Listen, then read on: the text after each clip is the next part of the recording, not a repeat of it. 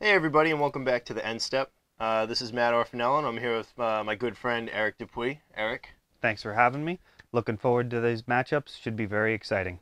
this is our first foray into vintage coverage, and one of the unique things you'll find during this video is you don't see a lot of vintage video coverage. So right now we have Kyle Paggio playing Bug and John Clayton playing Espresso Stacks, and if I'm correct, it looks like both players are mulliganing game one. Yeah, Josh is going to have the play here, which is going to be very important for Workshop deck. If they can get out to a good start, a lot of the time there's no card in Magic that can get anyone back in. If they lock you out with Sphere of Resistance, Thorn of Amethyst, and Lodestone Golem, or Trinisphere, if you can't play your spells, you're not even in the game. Right.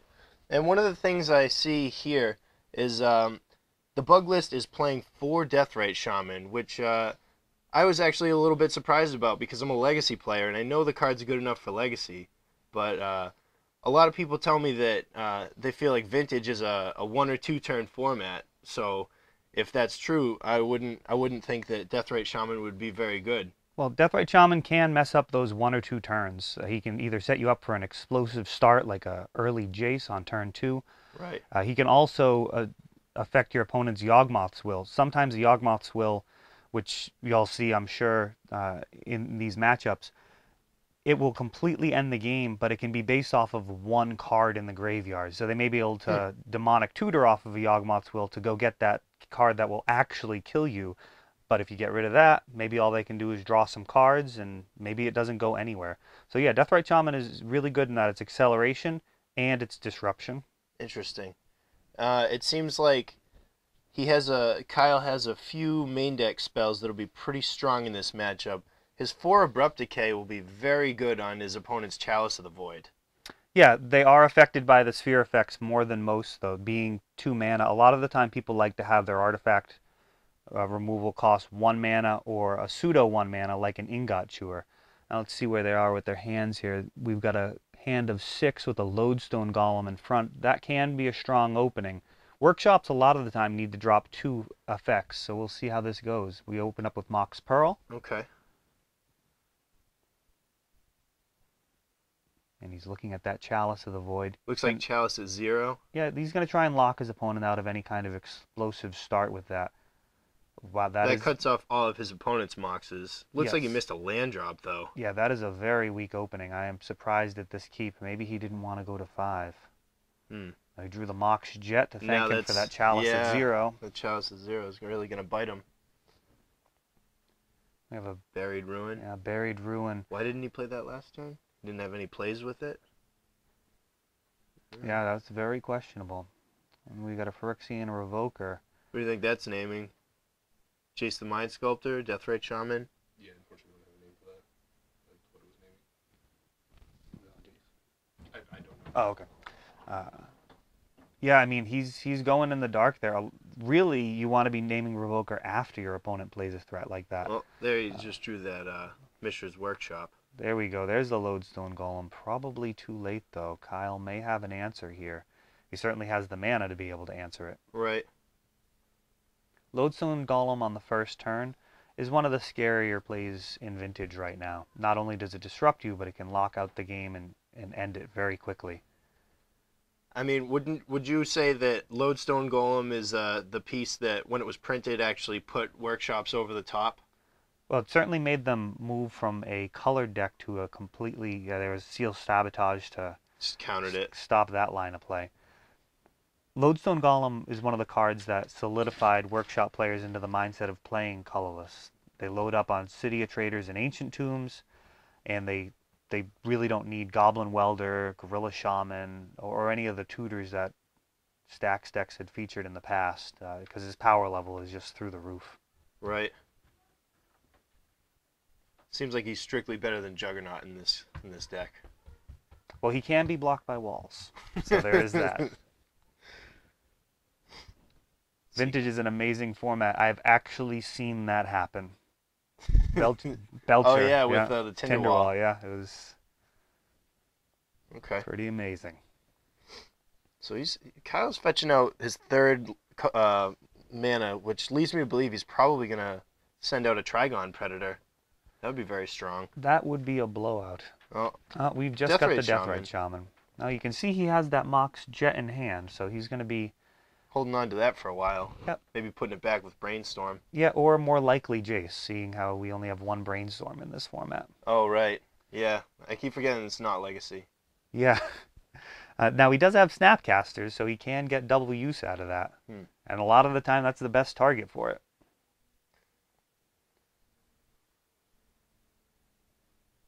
We've got an Abrupt Decay on the Chalice at 0, so he's freeing up his mana base a little bit more. Okay. Did we miss a Wasteland there? Is that what Yeah, it is? he wasted a Tropical Island. Yeah, so that play is totally reasonable there. Not worrying about the Revoker. Black Lotus and Mox Jet. Here's an explosive play coming up, I'd imagine. Sacking for blue. Yeah, And blue. Jace. There he is. Fates, nope, Brainstorming. Yeah, in Vintage, Brainstorming is usually the play. The power level of the cards is so high that an extra card, I mean, it's extra 3 cards. Yeah, he's drew a Time Walk. Yeah, that's just amazing with Jace. And versus stacks, making your extra land drops are huge as well. Right, because they're playing all these mana taxing abilities, and just being able to pay through those and make all your plays every turn seems huge. Absolutely.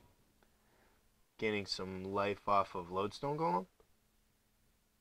Yeah, for all its disruption, the modern stacks, for the most part, are an aggro deck. So gaining life is relevant against them. It's not like the previous builds where it was all about locking you out and then eventually killing you in one big shot with a Karn and a bunch of animated artifacts. Right.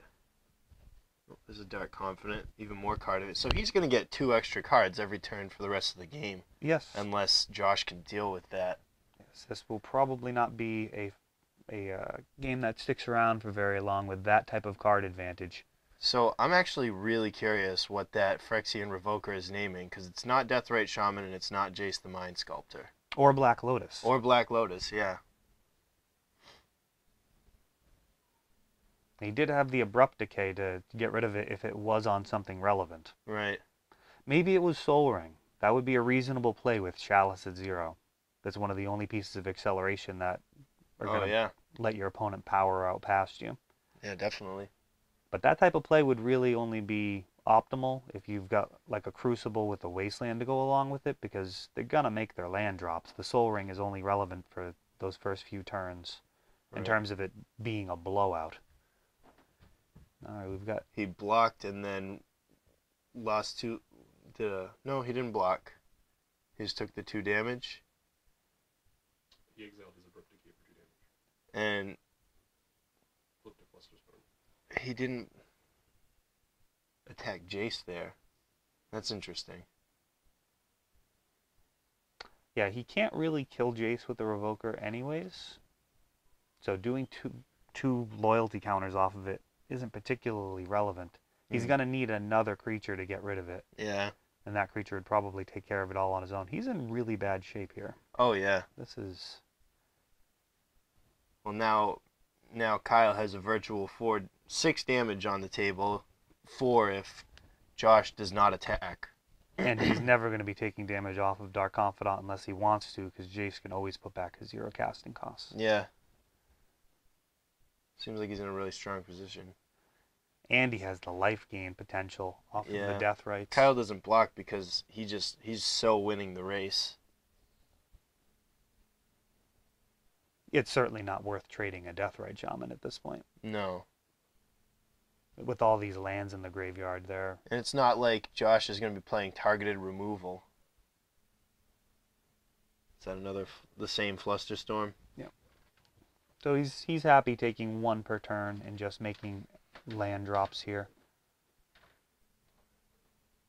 Flusterstorm is completely dead in this matchup. There's not a single target for it in the workshop deck. I'm surprised he didn't brainstorm first with Jace before he detutored to get rid of that Flusterstorm. That would have been a stronger line. Yeah, but he's already so far ahead. Yeah, it can be tough to keep your focus when you feel like you're definitely going to win the game no matter what. Yeah, that's an interesting point. You know, one thing he might have been thinking is, does he have a Blightsteel in his list? Let's see. We've got the deck list right here in front of us. It doesn't look like he has one. Well, that's good. That would be one of the only concerns I would have. So I question that line there. If he was concerned about flipping a Blightsteel Colossus if he brainstorms beforehand, then I could see that being a concern. Okay. Maybe he just wants to guarantee that he takes no more than one damage. Could be. At this point, he may just be asking himself, how do I make sure that I don't lose this game? Because he's definitely going to win it if it Right. continues. I see a steel sabotage and a mental misstep in hand. I feel like the sabotage will be much more relevant than the misstep. Yeah, Misstep really has almost no targets. I think we just have, Soul Ring. yeah, Soul Ring, and if he runs a Mana Vault, which I don't see in the list. Yeah, Misstep, Fluster Storm, there are a lot of dead cards, but there's a decent amount of card selection, so. Ooh, Vendilion Click. So he's doing that on his opponent's draw step before his first main phase. Let's see if there's anything relevant in the hand. Yeah. Tangle Wire and 2 Ancient Tombs. Yeah, looks like you let him keep. Yeah, Tangle Wire at this point is disastrous for Josh. It would Yeah, essentially only hurt him. that ends his game right there. Looks like it's kind of already over. So, I guess this matchup kind of shows when people say that Vintage is a 1 or 2 turn format. Oh wow, he actually played the Tangle Wire. Yeah, I mean, he may be hoping Just to out of options. hit more Tangle Wires or maybe bait a counter. Oh, bringing Chalice back with, okay. Make his land drop, and then Chalice at 1. Alright. I can see that. Yeah, he's going to be just tapping the Tangle, the Chalice, And get Spell Pierced. and it gets Spell Pierced, so that did not work. Nope. It's a good try, though. Yeah, if the Chalice had resolved there, he'd be fading down Tangle Wire to 3 and then only tapping the Tangle Wire, the Chalice, and one of his other permanents. Whereas Kyle would have to tap the full 4. So essentially, it's 4 permanents on Kyle's side and just 1 on Josh, because tap Tangle Wire or Chalice is irrelevant. Yeah.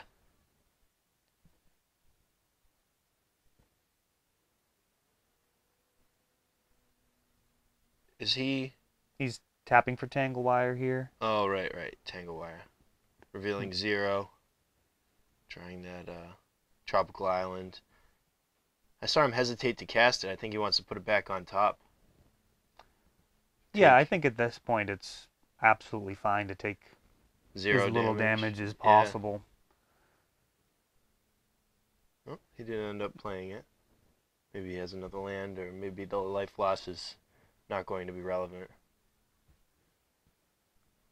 It's hard to picture any way that Josh could get out of this game with a win.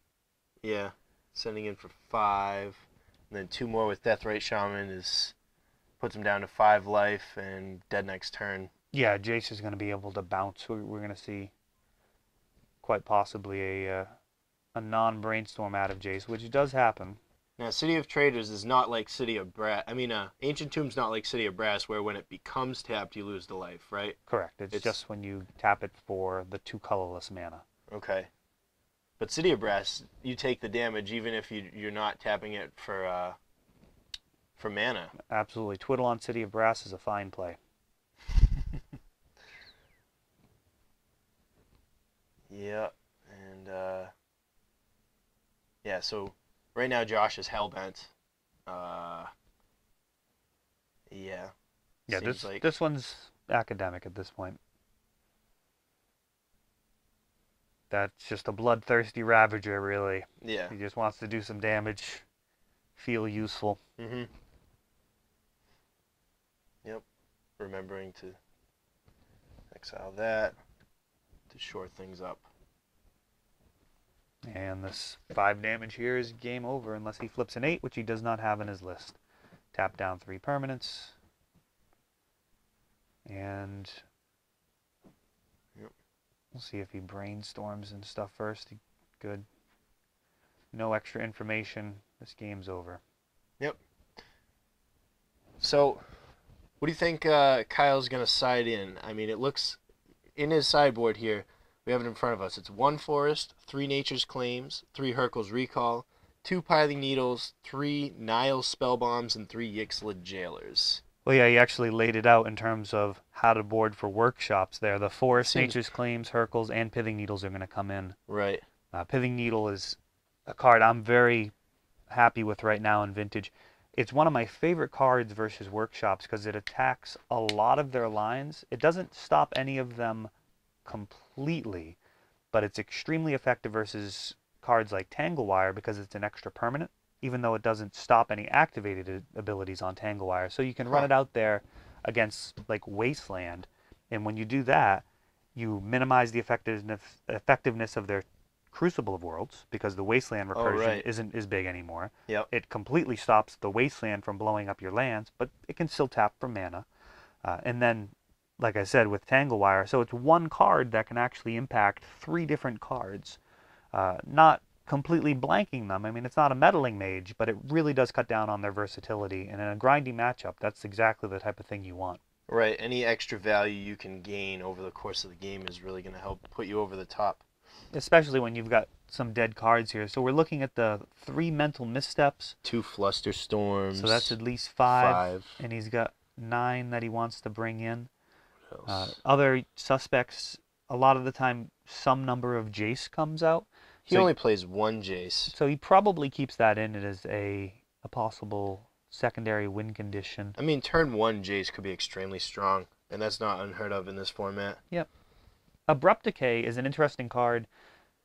It costs more than you want it to, but it's probably going to stay in there. It does hit a lot of cards in the deck. Okay. Yeah, so I can think of 5 cards that are definitely coming out. Maybe he upgrades some number of Abrupt Decays to his Nature's Claims. Maybe... Do you think he shaves any Force of Wills?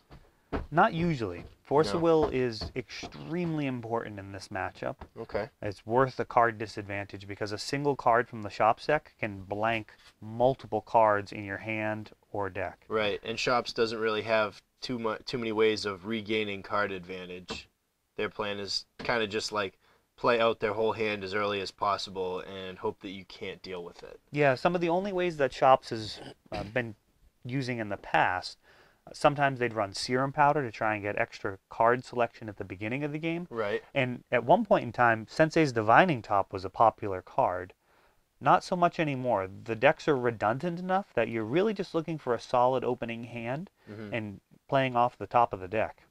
So, going over to John Clayton's sideboard, he's got 2 Tabernacle at Pendrell Vales, 2 Maze of Ith, 1 Crucible of Worlds, 2 Worm Coil Engine, 2 Relic of Progenitus, 4 Grafdigger's Cage, and 2 Duplicant. I would expect the Worm Coil Engines in this matchup. Kyle's deck is really looking to just beat you down. Worm Coil Engine's quite a trump. Versus aggro, it's, yeah. It completely Pretty dodges insane. Abrupt Decay. Right. Nature's Claim is really not great versus it. Really, it's just Hercule's Recall, and that card is just amazing versus Shops anyways. About the only way you're going to stop that is with the Witchbane Orb. Yeah. Witchbane Orb is the artifact Leyline of Sanctity, right? And it gets rid of curses. Oh, okay. Someday that may become relevant. Yeah. What do you think about Tabernacle in this matchup? Do you think Kyle runs enough creatures for that to be relevant? Most likely not, but we'll see. I'm not a big fan of Tabernacle in general. And a Stasis deck? Oh, he just flipped the Tabernacle. Well, there you go. Speak of the devil. Yeah, in a deck like Stasis, Tabernacle absolutely gets stuff done. Workshops, really, I like Tabernacle versus the Dredge matchup because they generate a lot of tokens. And they don't have any mana. Yeah, if they can keep around a couple of guys, it's completely irrelevant. Let's see if they keep their starting 7 here. Well, being on the play is important. You generally don't want to be on the play game 2, but we'll see what he has. I see Sphere of Resistance with some acceleration. Yep. It looks like a Lodestone Golem. Wasteland. Did I say Black Lotus? No. Mux. Something. We'll see if he has a stronger opening.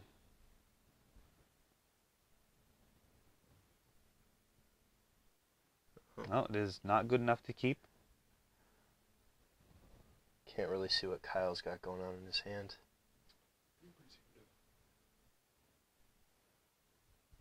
Now, some of the tricks that we'd hope to see out of the workshop deck, Karn Silver Golem can make a army out of all of your artifacts and just kill someone in a single shot. That can be a very explosive play, and this list features 2 copies of it.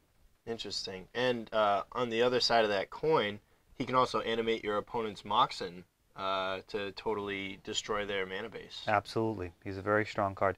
Vintage is such an interesting format because of the huge amount of plays that can become relevant, some of which you'd never think of. I've actually seen Karn animate a time vault on the turn that it came out in order to make sure that it couldn't tap to take extra turns. The opponent was going to... because it had Summoning Sickness. Yes, and actually won the game because of it. Oh, wow. Yeah.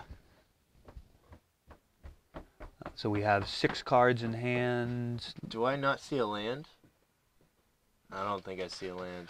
This is how to going down to 5 on the play. How to beat Chops 101, have them mull into no lands. Definitely a good plan. Helps if you keep your starting 7 as well. Right. Yeah, when in doubt, pile it out. Now, Shops is more than capable of having devastating 5-card hands. Something as simple as a Mishra's Workshop, any Mox, and a Lodestone Golem. If there's no force of will... It's an extremely strong turn 1 play. Turns off basically all of your opponent's turn 1 plays. Yes, unless they have some kind of Moxes to back it up, it is going to be land go. Yeah, Lodestone Golem, when he came out, a lot of people felt he was fairly balanced because it didn't stop your opponent's acceleration. That has not proven to be the case. Well, I mean, he's got such a beefy front end. A 4-turn clock is relevant in any format.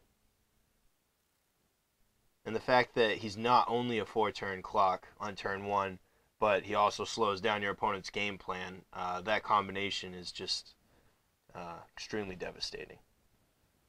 Yeah, you'll notice in his list he has the Phyrexian Metamorph. The most common target for that is Lodestone Golem. Interesting. Turn 1 Golem, turn 2 Golem. That makes a lot of sense. Just put the game right away. 5 cards.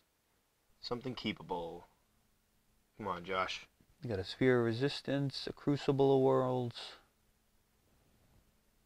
I can't tell that back card. It looks like a land.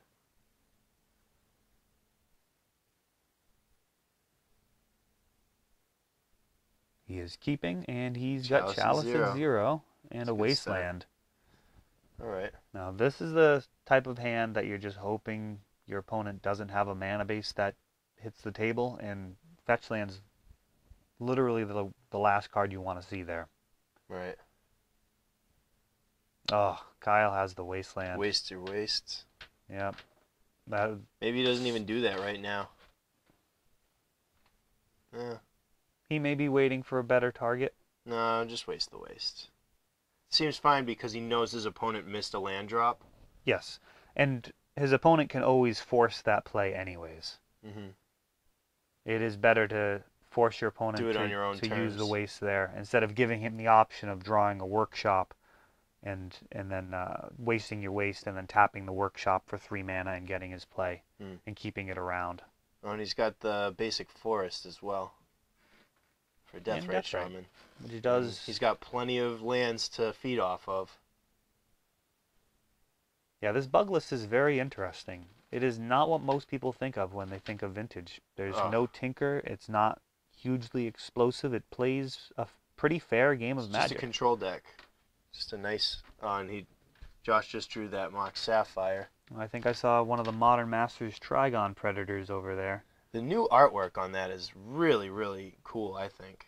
I mean, there wasn't anything wrong with the old artwork, but I really like the new spin. I do as well. Looks like a dinosaur. I'm down with that. Yeah. I think Josh is pretty happy that Kyle just nature's claimed that Chalice. Well, Relic could do work against Spell Pierce, the Relic. Yes. Yeah. Yeah, Relic would have blanked that Deathrite Shaman for a few turns. And when you're up on life, sometimes a few turns is all you need to bounce back. And here comes the Predator.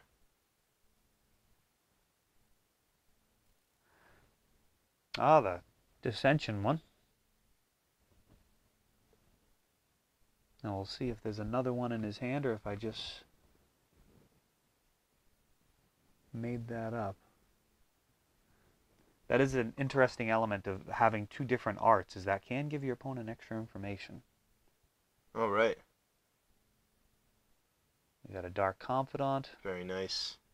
Gonna eat his only mana source.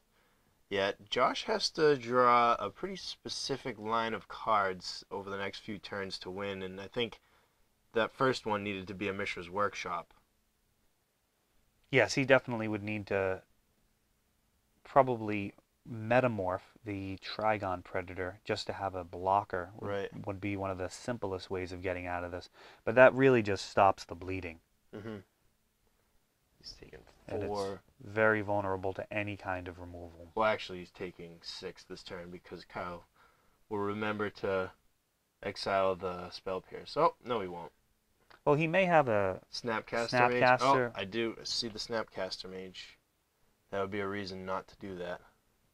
Yeah, and that pretty much means the game's over. With the Snapcaster Mage to shut down whatever play his opponent's going to have here. And he has the Nature's Claim just in case. Yeah, this is pretty much it. A couple of weak starting hands from Josh, though he did have to mull down to 5 there. Yeah. There's the Is Workshop. Probably about a turn or two too late. And he does have the Metamorph. For the Predator. Yeah. And he can't Spell Pierce that. Oh, he can Steel Sabotage it. He can. And that He paid Snapcaster, 2 life for it as well, so that was just like another hit. that Snapcaster just goes up in value, now having another quality target in the graveyard. 7, 8. Revealing an Underground Sea. But the 2 damage did not actually change the clock for him, because he's only taking 8 here.